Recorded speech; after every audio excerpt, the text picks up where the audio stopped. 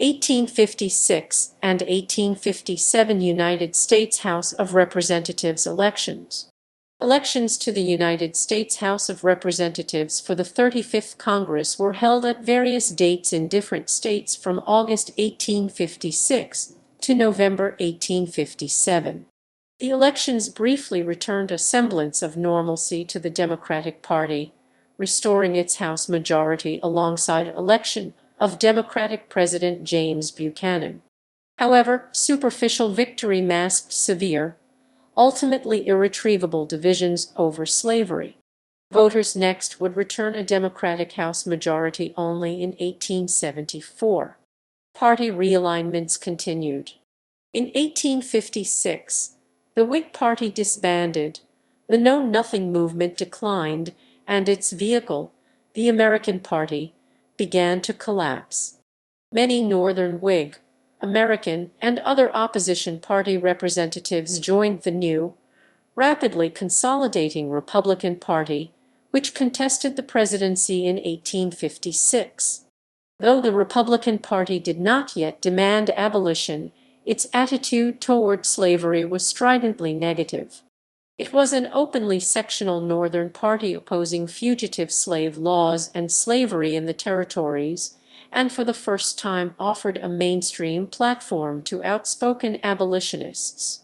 In March 1857, after almost all Northern states had voted, the Supreme Court issued its infamous Dred Scott decision, amplifying tensions and hardening voter divisions.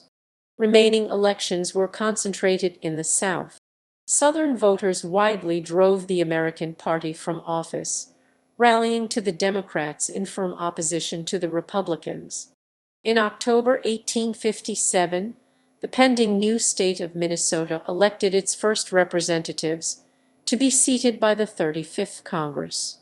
Between the admissions of Vermont in 1791 and Wisconsin in 1848, Congress had admitted new states roughly in pairs, one slave, one free. California was admitted alone as a free state in 1850 only as part of a comprehensive compromise including significant concessions to slave state interests. Admission of Minnesota in May 1858, also alone but with no such deal, helped expose the declining influence of the South. Election summaries. 2 seats were added for the new state of Minnesota, which was unrepresented for part of the first session. Special elections. There were special elections in 1856 and 1857 during the 34th United States Congress and 35th United States Congress. 34th Congress. 35th Congress.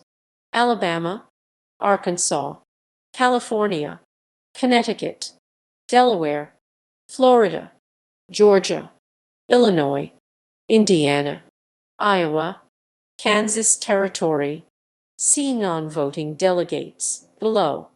Kentucky, Louisiana, Maine, Maryland, Massachusetts, Michigan, Minnesota. Minnesota Territory elected 3 members in advance of Minnesota's 1848 statehood.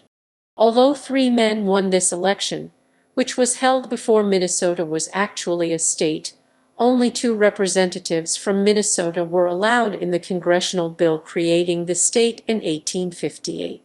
George L. Becker lost in the drawing of lots to decide who would present their credentials, therefore he did not serve in Congress. Mississippi. Elections held late, from October 5 to 6, 1857. Missouri. Nebraska Territory. See non-voting delegates below.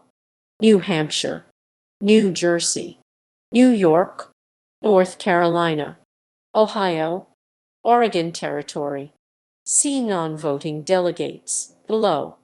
Pennsylvania, Rhode Island, South Carolina, Tennessee, Texas, Vermont, Virginia, Wisconsin. Election results in Wisconsin for 1856. Non-voting delegates.